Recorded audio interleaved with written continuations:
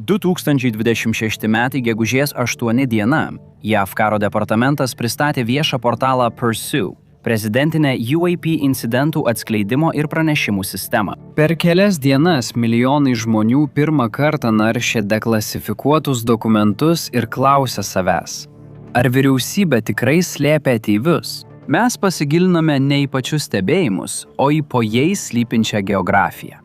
Ir tada iškart pasidarė kažkas keista. Valstijos, kuriuose užfiksuota daugiausia NSO pranešimų, yra Nevada, Naujoji Meksika, Misūris, Arkansasas ir Ramiojo vandenyno šiaurės vakarai. Šie susitelkimai taip pat nėra atsitiktiniai. Pažymėkite juos žemėlapyje ir pradeda ryškėti tam tikras raštas. Ir kai tai pastebite, jau nebegalite to nepastebėti. Pidmontas, Misūris, 1973 metų vasario 21 diena. Regis Bonas vežė savo vidurinės mokyklos krepšinio komandą namo JAV 60-uoju greitkeliu Misūryje. Maždaug už 20 mylių į pietus nuo miesto ryški šviesos juosta tiesiai nusileido iš dangaus. Tuo metu niekas Piedmonte nežinojo, kad jų miestelis yra tiesiai virš vienos iš geologiškai aktyviausių lūžių sistemų Šiaurės Amerikoje. Žemė po jų kojomis jau jiems kažką sakė. Tas vienas pastebėjimas sukėlė didžiausią dešimtmečio NSO bangą. Per kelis mėnesius Piedmonto policijos departamentas užregistravo daugiau nei 500 skambučių iš miestelio, kuriame gyvena 1500 žmonių. Buvo pranešimų, kad mokytojas stebėjo švytintį objektą pakibusi virš jos galvijų. Staiga Piedmontas tapo labiausiai aptarinėjamų miestelių šalyje. Tarp atvykusiųjų buvo daktaras Harlis Rutledge'as, Pietryčių Misūrio valstybinio universiteto fizikos katedros vedėjas. Nuo 1973 iki 1980 metų jis kartu su profesoriais, magistrantais ir pilotu įkūrė stebėjimo postus Ozarkų kalvose, naudodamasis universiteto lygio prietaisais, ir neišvyko 7 metus. Tai, ką jo komanda atrado, sunku ignoruoti. Šviesos dažniausiai pasirodydavo prie tam tikrų kvarcą turinčių uolienų atodangų. Šis dėsningumas sutapo su vietos geologija, bet ne su vietiniais oro uostais. O kas jei tiesa buvo paslėpta? Ne vyriausybės bylose ar liudininkų parodymuose, o pačioje žemėje. Iki 1981 metų Rutledge'as asmeniškai buvo stebėjęs daugiau nei 158 anomalinius objektus. Jis paskelbė visus duomenis knygoje Identifikavimo projektas. Tai buvo pirmasis nuoseklus mokslinis NSO lauko tyrimas, kurį atliko kvalifikuotas akademinis fizikas. Spauda apie tai rašė kelias savaitės, o tada viskas nutilo. Rutledge'as mirė 2006 metais, negavęs ne vienos federalinės mokslinių tyrimų dotacijos savo darbui. Jo nustatytas dėsningumas liko nepanaudotas dar 40 metų. Pažiūrėkite, kur šie du klasteriai yra žemėlapyje. Piedmontas, Misūris, Jakimos rezervatas pietų centrinėje Vašingtono dalyje, beveik 1200 mylių atstumu vienas nuo kito. Abu jie yra ant geologiškai labiausiai įtemptos žemės savo šalies pusėje. Piedmontas yra tiesiai virš Naujojo Madrido seisminės zonos. 1811 ir 1812 metais čia įvyko tokie stiprūs žemės drebėjimai, kad bažnyčių varpai skambėjo Bostone, Massachusetts'e. Misisipės upė trumpam tekėjo atgal. Jakimos koridorius yra kaskadų subdukcijos zonoje, kur visa tektoninė plokštė aktyviai grimsta po Šiaurės Amerikos žemynu.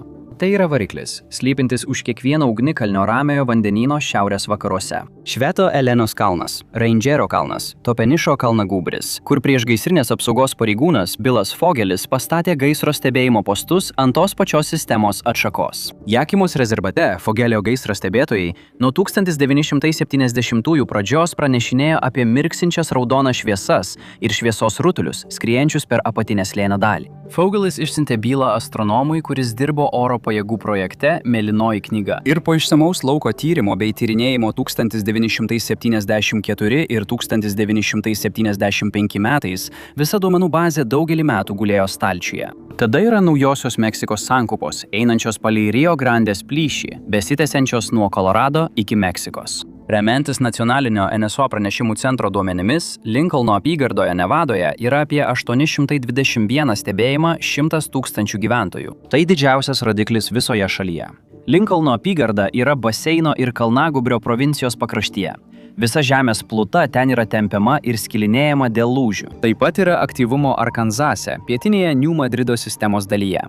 8 ir 9 dešimtmečiuose žurnalistai matė pavienės istorijas. Vietiniai matė keistas šviesas, bet niekas nesusiejo to su tuo, kas vyksta po jų kojomis.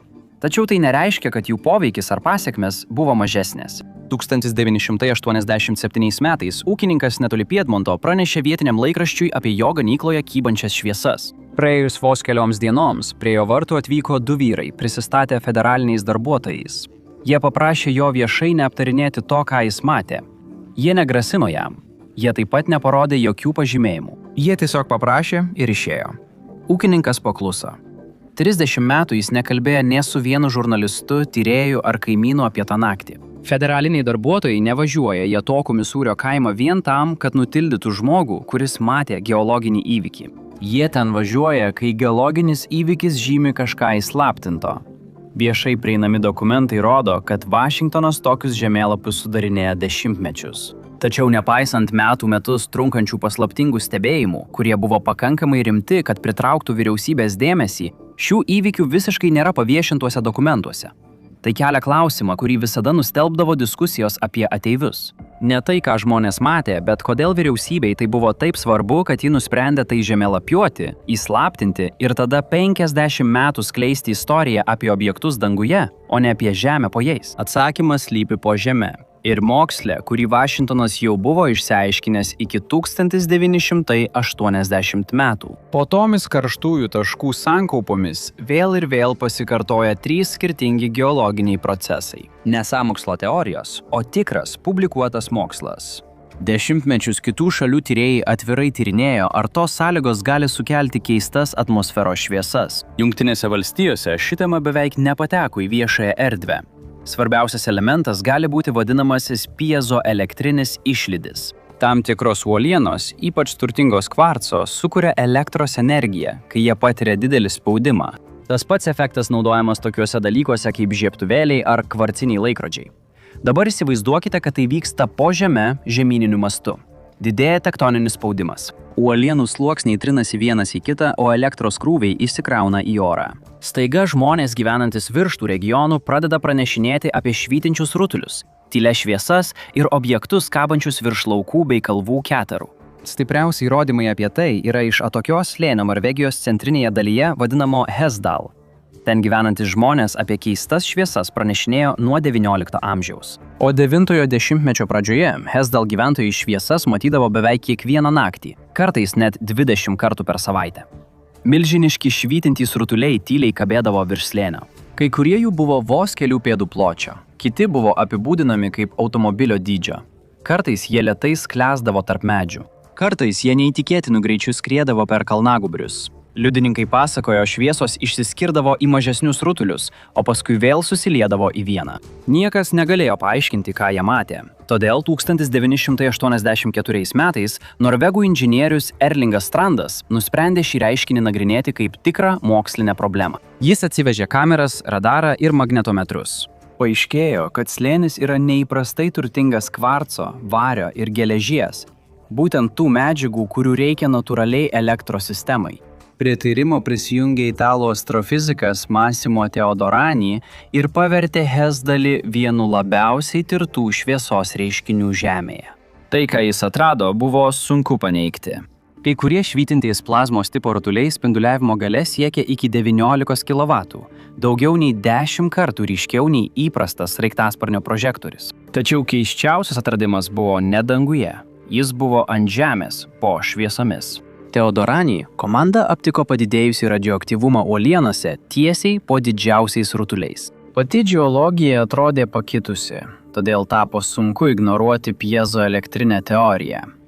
Tai jau nebebuvo vien tik liudininkų parodymai. Elektrinis aktyvumas buvo išmatuojamas. Uolienos saugojo įrodymus. Net ir dabar kai kurios tos pačios slėnio uolienos vis dar rodo silpnus radioaktyvius nukrypimus Geigerio skaitiklyje, tose pačiose vietose, kur anksčiau kabėjo didžiausios šviesos. Hesdalis taip pat nėra unikalus atvejis. Kiti slėniai su tokio pat tipo uolienomis, patiriančiomis panašias įtampas, gali sukurti tokias šviesas.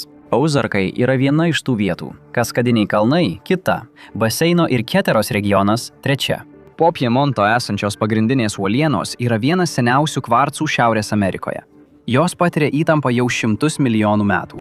Rutledge'as išmatavo elektromagnetinius šuolius tiksliai tose vietose, kur pasirodė šviesos. Jis neturėjo pavadinimo tam, ką matavo, tačiau jo duomenys sutampa su tuo, ką vėliau užfiksavo Teodoranis kitoje šalyje, naudodamas geresnius prietaisus. Piedmonto gyventojai nestebėjo ateivių laivo. Tai, ką jie matė, buvo tikra.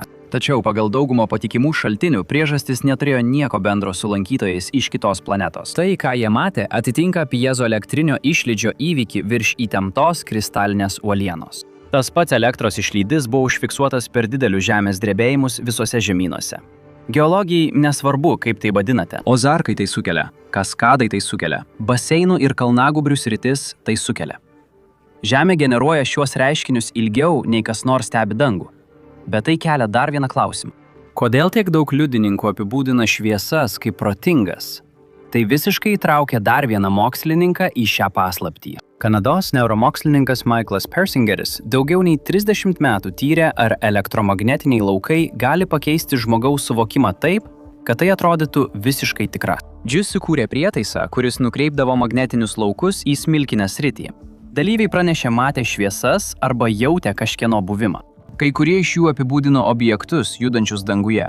Jų smegenys sukūrė patirtis, kurios atitiko tai, ką žmonės Ozarkuose aprašinėjo prieš 50 metų. Tai, kas yra matoma, priklauso nuo liudininko. Tai priklauso nuo to, ką jie yra skaitę ar matę per televizorių. Tai priklauso nuo to, ko jų kultūra juos išmokė tikėtis. Tai nereiškia, kad čekimos priešgaisriniai stebėtojai haliucinavo.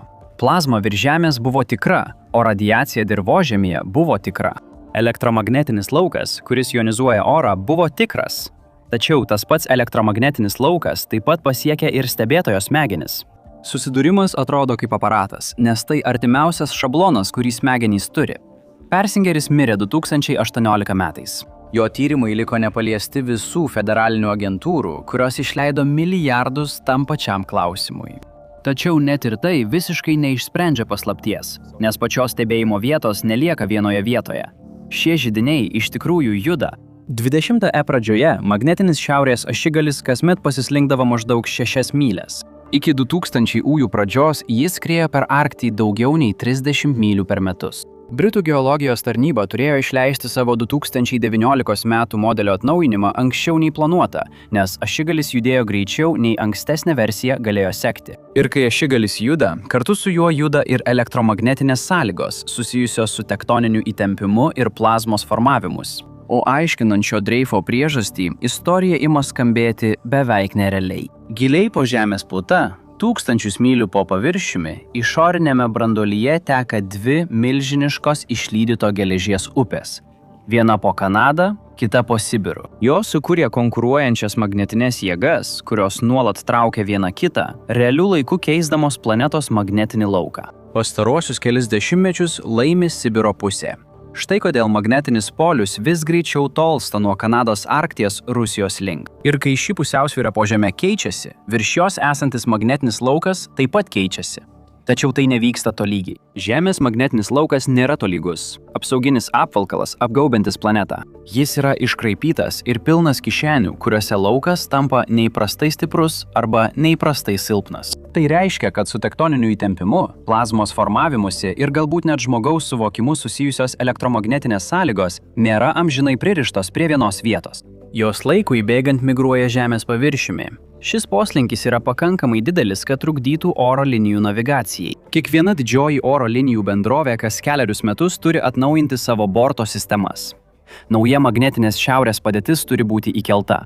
Kiekvienas išmaniojo telefono kompasas remiasi modeliu, kurį atnaujina Britanijos geologijos tarnyba. 2019 metų atnaujinimas buvo išleistas anksčiau nei planuota. Ašigalis judėjo greičiau nei ankstesnis modelis galėjo suspėti. Pilotai, skrendantys virš Arkties, dabar naudoja kitokius žemėlapius nei prieš 10 metų.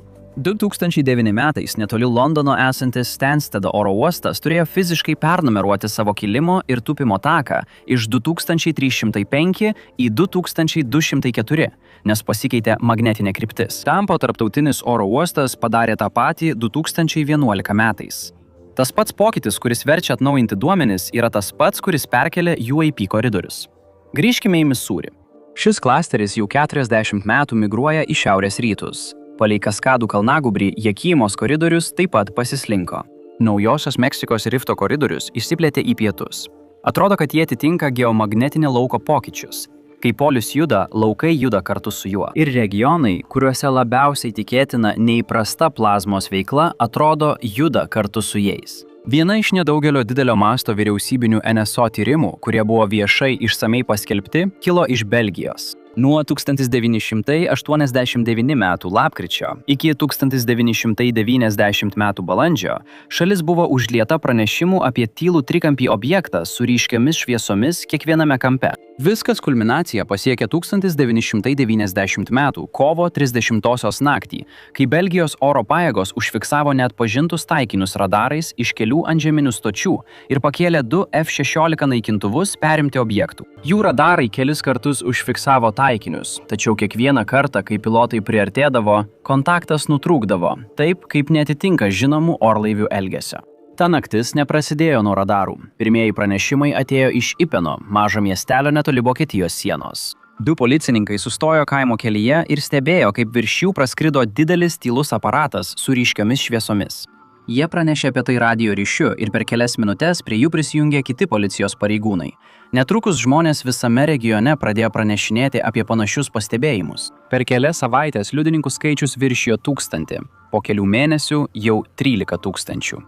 Visa šalis stebėjo tą patį reiškinį naktį po nakties. Belgijos oro pajėgos veikė neįprastai greitai. Per kelias savaitės jos pradėjo skelbti savo pirminius tyrimų rezultatus. Pati radarų duomenų dalis buvo ta, kuri niekaip netitiko nieko pažįstamo. Keliose trajektorijose objektai atrodo per kelias sekundės nusileido nuo maždaug 9000 pėdų iki 5000 pėdų. Kiti pagreitėdavo ir sulėtėdavo taip, kaip jokie žinomi lėktuvai nesugeba. Nebuvo jokio garso sprogimo, jokio variklio požymio. Atmetusi slaptus naikintuvus, oro balionus ir atmosferos reiškinius, Belgijos oro pajėgos bendradarbiavo su civiliniais tyrėjais ir paviešino radarų įrašus. Tuo metu majoras Wilfridas de Bruveris, kuris prižiūrėjo Belgijos oro pajėgų operacijas, pareiškė, kad jų stebėti objektai pranoko bet kokios žinomos technologijos galimybės. Belgai paskelbė viską, ką turėjo ir ties tuo sustojo. Prancūzija turi savo oficialią NPA programą GEIPAN. Ji veikia nuo 1977 metų ir dešimtmečius viešai skelbia savo bylų archyvą. Kai sudėlioji jų ataskaitas žemėlapyje, išryškėja tam tikras nuoseklumas. Jie pasirodo tam tikruose geologiniuose regionuose. Centrinis masyvas, Provanso Alpės, Pirėnų papėdės. Tai sritis, kurias labiau apibrėžia tektoninė sandara nei gyventojų tankumas. Kitaip tariant, tas pats dėsningumas matomas Jungtinėse valstijose vėl pasikartoja Prancūzijoje. Pastebėjimai sutampa su aktyvia arba suskeldėjusia geologija. Vienas iš geriausiai dokumentuotų atvejų įvyko 1981 metais Transe ant Provanso mieste. Ūkininkas vardu Renatas Nikolajus stebėjo, kaip jo lauke nusileido mažas aparatas, palikdamas dirvoje apskritą nudegimo žymę. Buvo paimti mėginiai ir ištirti laboratorinėmis sąlygomis. Oficialioje ataskaitoje buvo padaryta išvada, kad kažkas fizinio sąveikavo su žeme, palikdamas cheminius pokyčius dirvožemio struktūroje toje vietoje. Ataskaita buvo paskelbta. Kiekvienas galėjo ją perskaityti, o byla iki šiol yra GEIPAN archyve. Kol Prancūzija katalogavo ir skelbė savo duomenis, Jungtinės valstijos tais pačiais dešimtmečiais susidūrė su ta pačia pranešimų kategorija, tačiau duomenų niekada nepaskelbė. Todėl susiformavo kitokia pasakojimo versija. Erdvėlaiviai, atvirkštinė inžinerija, rasti ateivių kūnai. Istorija beveik visiškai sutelkta į objektus danguje.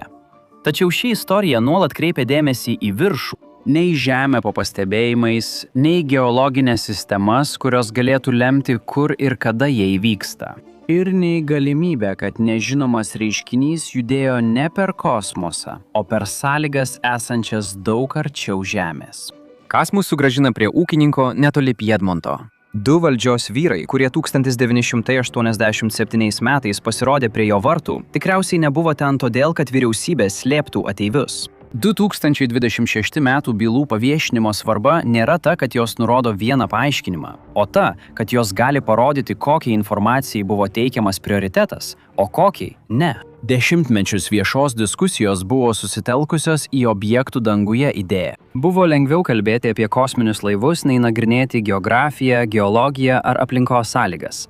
Toks požiūris susiaurino, ko žmonės ieškojo. Tada vienas vyras sukėlė šoką UAP bendruomenėje. 2023 m. Liepą Atstovų rūmų pakomitetis surengė posėdį, kuris tapo labiausiai stebėtų UAP klausimų šiuolaikinėje Amerikos istorijoje. Buvęs oro pajėgų žvalgybos pareigūnas Davidas Grušas liudijo prisiekęs. Jis sakė, kad praleido 14 metų dirbdamas JAV žvalgyboje ir buvo paskirtas į UAP darbo grupę, kuri vėliau tapo visų sričių anomalijų sprendimo biuru – AARO.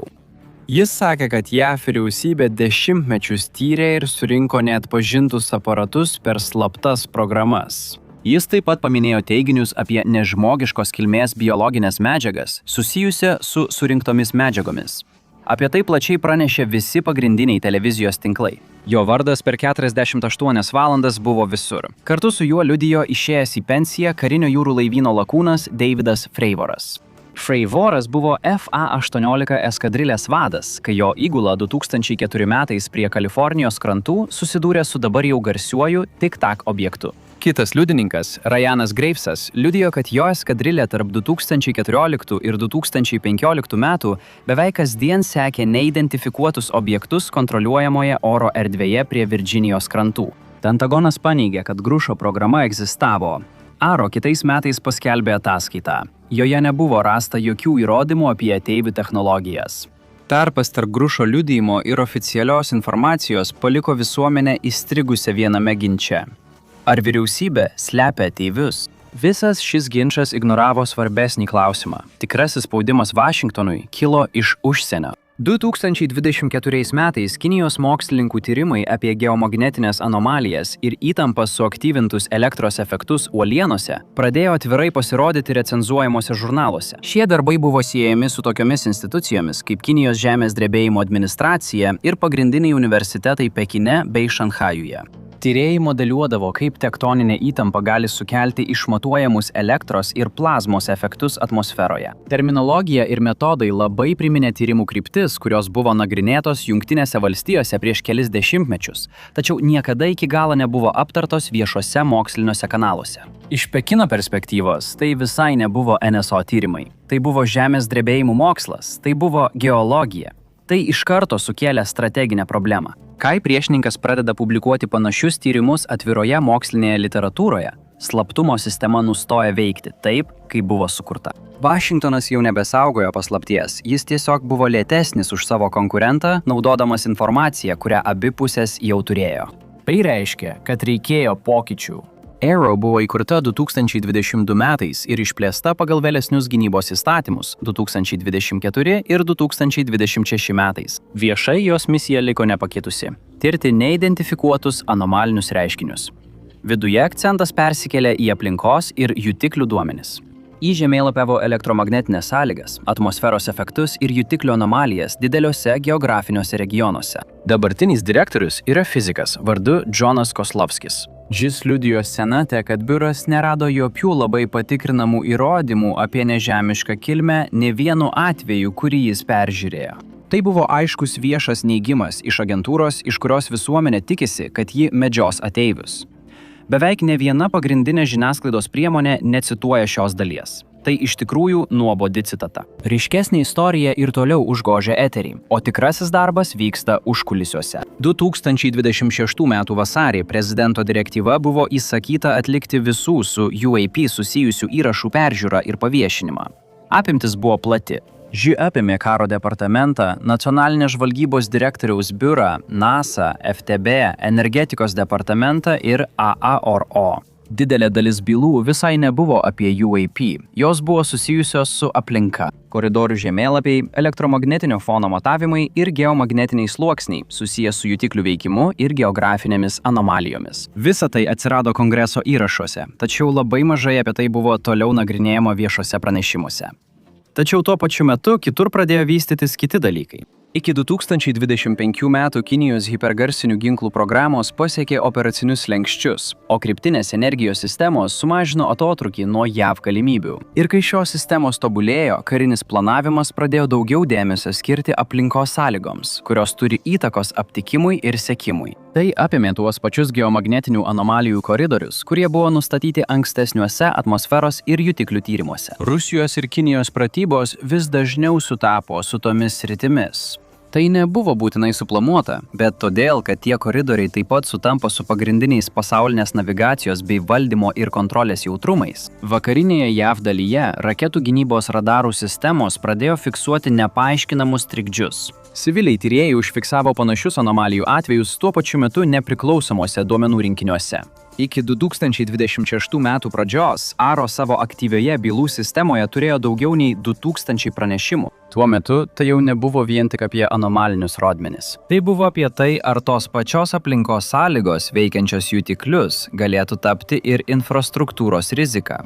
1989 m. kovą viena geomagnetinė audra sugriovė visą Hydro-Quebeco elektros tinklą. Tai užtruko 90 sekundžių, tačiau elektros tiekimas buvo nutrūkęs 9 valandas. 6 milijonai žmonių rytų Kanadoje liko be elektros. Priežastimi tapo vainikinės masės išmetimas, kuris paliko Saulę prieš 2 dienas. Ta naktį pašvaistės buvo matomos net pietuose, Floridoje ir Kuboje. Procesas, kuris sukėlė elektros tinklo sutrikimą, yra tas pats procesas, kuris mažesniu mastu sukelia UAP koridoriaus aktyvumą. Kai Žemės magnetinis laukas sutrinka, jis gali nukreipti elektros sroves į Žemę. Šios srovės tada keliauja per ilgus laidžius tinklus, tokius kaip perdavimo linijos, kurios gali masiškai perkrauti transformatorius. Ekstremaliais atvejais žala nėra tik trumpalaikė. Aukštos įtampos transformatoriai gali būti visiškai sunaikinti, o jų pakeitimas gali užtrukti metus dėl jų dydžio ir gamybos apribojimų. Tuo pačiu metu gynybos ir žvalgybos sistemos naudoja tuos pačius pirminius duomenis, kai bando paaiškinti anomalinius rodmenis. Duomenys nėra labai skirtingi, tačiau interpretacija tikrai skiriasi. NATO partnerių žvalgybos tarnybos pradėjo atidžiau nagrinėti savo istorinius UAP atvejus tuo pačiu metu, kai Vašingtonas ruošiasi paviešinti savo bylas. Jungtinėje karalystėje tai apima 1980 m. Rendlešamo miško incidento, vieno iš labiausiai tirtų karinių stebėjimų Europoje, pervertinimą.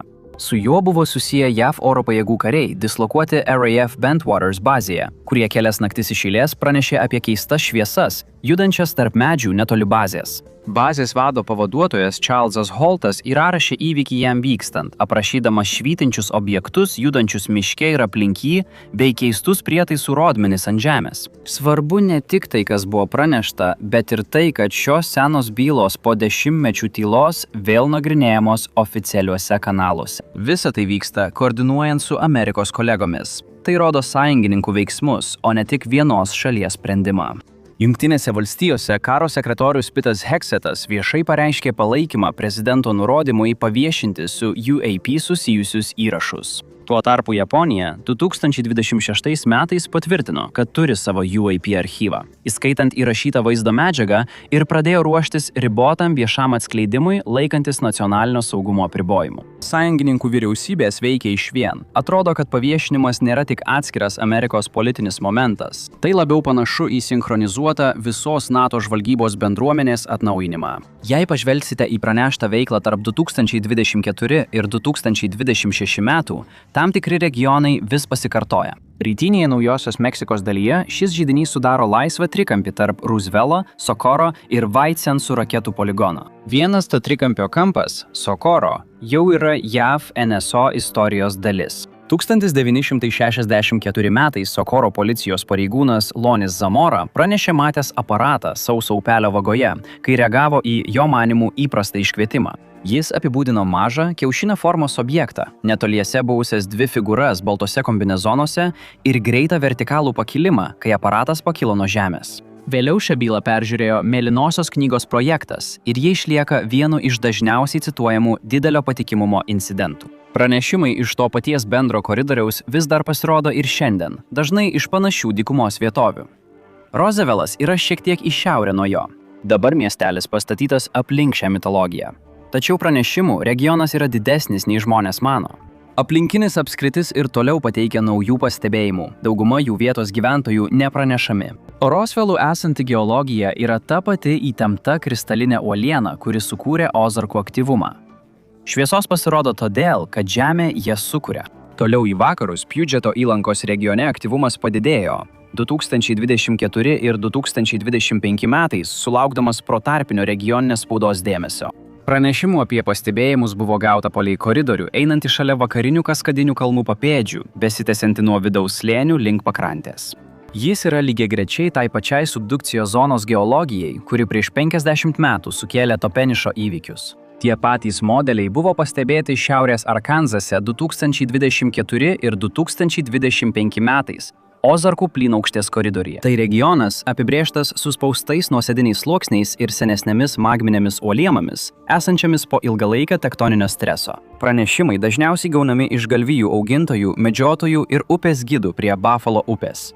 Visi jie yra žmonės gerai pažįstantis naktinį dangų ir vietinius orlaivių maršrutus. Laikui bėgant, pranešamos veiklos centras atrodo esantis šiek tiek į pietus ir rytus nuo ankstesnio židinio, susijusio su 8-ojo dešimtmečio pastebėjimais šiame regione. Nevados koridoriuje veikla buvo daug išsamiau dokumentuota. Tarp 2025 metų Liepos ir gruodžio keli liudininkai pranešė apie švytinčių rutulių formacijas virš platesnės Nelis karinių oro pajėgų bazės treniruočių zonos. Kai kurie liudininkai buvo netarnyboje buvę kariškiai, gerai susipažinę su vietinėmis skrydžių operacijomis. Enigma Labs duomenų bazė patvirtino vaizdo įrašą, kuriame 3 mirksintys rutuliai juda formacijoje virš Nelis 2024 metų balandžio 16 dieną. Iki 2025 metų Nevados duomenų bazėje buvo sukaupta keli šimtai užregistruotų ir peržiūrėtų stebėjimų nuo 2023 metų. Todėl šis sritis tapo viena iš tankiausiai pranešamų regionų Jungtinėse valstijose pastaraisiais metais. Tai nėra atskiros istorijos, tai ta pati istorija, pasikartojanti skirtingose identiškos geologijos vietose. Sudėkite jas visas į vieną žemėlapį pagal paskelbtus lūžių duomenis. Sudėkite jas pagal geomagnetinio intensyvumo sluoksnius ir išryškės vienas žemėlapis. Tai tas pats žemėlapis, kurį Vašingtonas saugo jau pusę amžiaus. Pirmasis Pentagono paviešinimas apėmė 161 byla, iš kurių dauguma buvo stipriai užtušuotos. Paviešinimas buvo koordinuojamas tarp kelių agentūrų, tačiau analitikams pradėjus nagrinėti archyvą, jo struktūra tapo įdomesnė nei bet kuris atskiras dokumentas. Nebuvo vienos įrodymų kategorijos, buvo sluoksniai. Senesni NASA vaizdai, kuriuose buvo neišspręstų vizualinių anomalijų, kurių agentūra niekada oficialiai nepaaiškino. Astronautų ataskaitų užrašai apibūdinantys net pažintus šviesos reiškinius Apollo eros misijų metu ir naujesni karinių jutiklių įrašai, rodantys ore esančius objektus, stebėtus infraraudonaisiais spinduliais, kurie niekada neatitiko žinomų orlaivių ar atmosferos reiškinių. Kitaip tariant, bylos nepasakojo vienos istorijos. Jos kartojo tą patį stebėjimo tipą per skirtingus laikotarpius ir sistemas. Tada, per pirmąją savaitę skaičius pasikeitė. 161 byla tapo 158. Karo departamentas nepaskelbė jokio viešo pareiškimo apie tai, kas buvo pašalinta ar kodėl. Žiūrint atskirai, atrodo kaip administracinis pataisimas. Žiūrint kartu su geofizikiniu kontekstu, tai leidžia manyti, kad tai, kas buvo paviešinta, yra maža dalis ilgesnių įrašų susijusių su geografiniais koridoriais, kur pranešimai nuolat kartojasi. Dauguma medžiagos atitinka ilgalaikius stebėjimų modelius tuose pačiuose geografiniuose regionuose, o kai kuriais atvejais užtušuotos vietos atrodo esančios būtent ten, kur tie modeliai labiausiai sutampa. Laikas taip pat yra reikšmingas. Sprendimas paviešinti dabar, o ne kitais metais ar po 5 metų, susijęs su konkrečia termino data. 2025 metų pasaulinis magnetinis modelis galios 5 metus. 2030 metais bus išleistas kitas didelis atnaujinimas. Tarpiniu laikotarpiu susikaupiantys lauko pokyčiai pareikalaus didelio perkrovimo. Vašingtono 50 metų turėtas koridoriaus žemėlapis nebeatitiks realybės vietoje. Istoriniai įrašai dabar yra viešinami, nors mūsų būdas skaityti aplinką jau keičiasi. Kai magnetinis laukas keičiasi, senesni žemėlapiai nebeatitinka to, ką šiandien rodo jutikliai ir modeliai. Todėl ta pati medžiaga greitai pasensta. Tai, kas po to atstatoma, dažniausiai ilgai neviešinama. Tačiau visa tai lieka nematoma tiems, kurie tai patiria vietoje. Ir tai grąžina istoriją prie liudininkų, ten buvusių žmonių. 2024 metų pabaigoje vienas kongreso darbuotojas paskambino Misūrio ūkininkui į namus. Jie nebuvo iš UAP biuro, o iš pogrupio, atsakingo už elektromagnetinę infrastruktūrą. Darbuotojas paklausė, ar jis vis dar turi savo užrašus iš 1987 metų. Datos, kryptis ir laikai. Ūkininkas buvo viską išsaugojęs. Jis nukopijavo puslapius ir išsiuntė juos į Vašingtoną. Jis neklausė kodėl. 2026 m. pradžioje jo pasakojimas vėl pasirodė, bet jau ne jo vardu. Jis buvo paslėptas slaptame priede prie Kongreso ataskaitos, nagrinėjančios geomagnetinius svyravimus ir tinklo patikimumą. Šis pastebėjimas buvo užfiksuotas kaip viena eilutė didesniame dokumente apie infrastruktūros riziką ir magnetinius trikdžius. Tai yra visa tylos pasekmė. Neapsaugotas tinklas ir visuomenė, kuri 40 metų žiūrėjo į dangų, nors tikroji istorija slypėjo po juo. Jis vis dar nežino, ką matė virš to lauko. Oro pajėgos jam niekada nepasakė. Tie 2 federaliniai darbuotojai jam niekada nepasakė. Kongreso darbuotojas 2024 metais jam niekada nepasakė. Niekas iš komisijos, kuris skaitė priedą, jam niekada nepasakys. Kelias į jo ūkį vis dar yra. Pušys ant šlaito ir uola po jomis vis dar yra, nuolat patirdamos spaudimą. Šviesos vis dar sugrįžta kas kelerius metus virš tų pačių kalvų, kuriuose Rutledge'as. 1973 metais pastatė savo kameras. Vietiniai nebeskambina į laikraštį. Jie stovi lauko pakraštyje ir stebi, kaip šviesos kybo ore, kol jos vėl nuslenka virš medžių. Tačiau šviesos niekada nebuvo paslaptis. Paslaptis buvo žemė. Tačiau dėl kažkokios priežasties vyriausybė nenori, kad jūs tai žinotumėte. Ačiū, kad šiandien buvote kartu su manimi. Tikiuosi, jums patiko šis vaizdo įrašas. Jei norite pamatyti daugiau tokių vaizdo įrašų, prašau užsiprenumeruoti ir įjungti pranešimus. Tai tikrai turi reikšmės. Dar kartą ačiū ir pasimatysime kitą kartą laidoje Map Pack.